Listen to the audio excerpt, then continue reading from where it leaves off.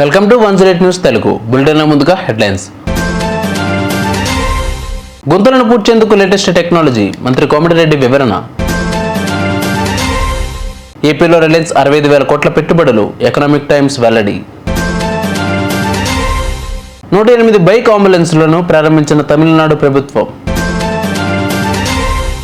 అసెంబ్లీలో భోజనం బాలేదంటూ స్పీకర్ అయ్యన్న పాత్రుడికి పలువురు ఎమ్మెల్యేలు ఫిర్యాదు, స్పీకర్ ఆగ్రహం. అమెరికా ఎన్ఎస్ఏగా ఇండియా ఫ్రెండ్, చైనాకు విరోధి. రోడ్లపై గుంతలను పూడ్చేందుకు లేటెస్ట్ టెక్నాలజీ వాడుతున్నామని మంత్రి కోమటిరెడ్డి వెంకటరెడ్డి చెప్పారు. Air fresher, jet patcher, pothole and road maintenance machinery యంత్రాలతో రోజుకు 10 నుంచి 20 కిలోమీటర్ల మేర గుంతలను పూడ్చవచ్చని తెలిపారు.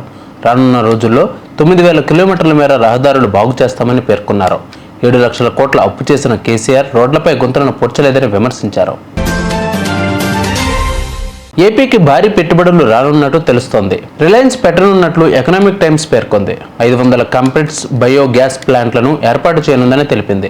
ఇటీవల నారా లోకేష్ ముంబై పర్యటనలో అనంత్ అంబానీతో ఈ డీల్ ఫైనల్ అయిందని పేర్కొంది.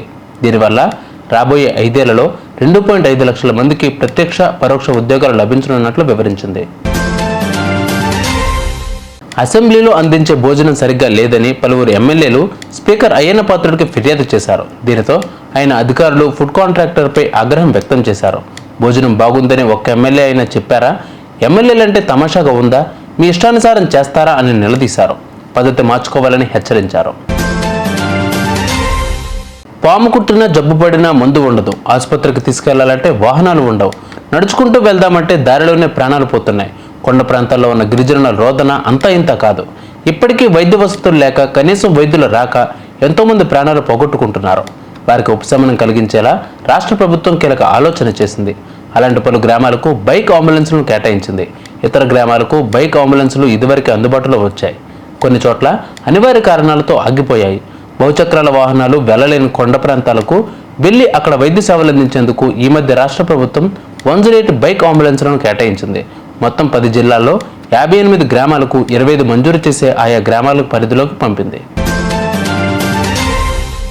భారత్ అనుకూల వ్యక్తులకు డొనాల్డ్ ట్రంప్ పెద్దపీట వేస్తున్నారు.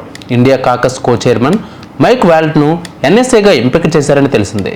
ఈ రిటైర్డ్ ఆర్మీ కల్నల్కు చైనా అంటే అస్సలు గిట్టదు. రిపబ్లికన్ చైనా టాస్క్ ఫోర్స్లోని ఆయన సభ్యుడు. ఒకవేళ ఇండో పసిఫిక్ ప్రాంతంలో వివాదం ఏర్పడితే యుఎస్ మిలిటరీ సన్నద్ధంగా లేదని బాహాటంగా చెప్పారు. ఉక్రెయిన్కు నాటో దేశాలు ఎక్కువ, అమెరికా తక్కువ సాయం చేయాలని సూచించారు. చూసారుగా ఇవాళ పుట్టిన అప్డేట్స్. మరిన్ని అప్డేట్స్తో మళ్ళీ మేము ముందుకు వస్తాను. అంతవరకు కీప్ వాచింగ్ 108 న్యూస్ తెలుగు.